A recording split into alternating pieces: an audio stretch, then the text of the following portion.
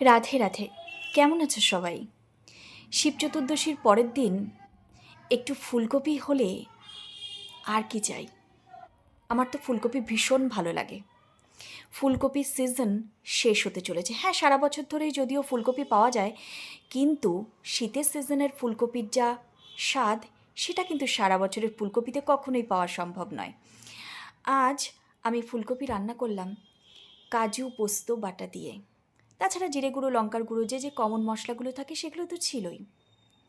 শিব চতুর্দশী ব্রত সকলের কেমন কাটলো? আমার তো বেশ ভালোই কেটেছে।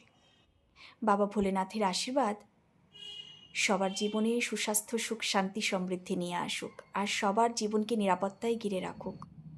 জয় বাবা ভোলেনাথ। সকলে খুব ভালো থেকো।